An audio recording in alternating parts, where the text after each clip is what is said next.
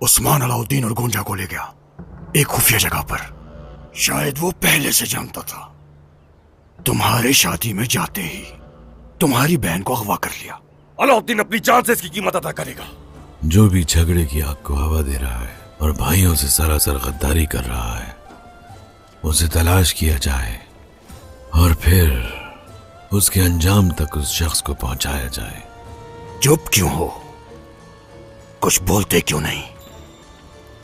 ये खामोशी बताती है तुम्हें उस्मान से लगाव है।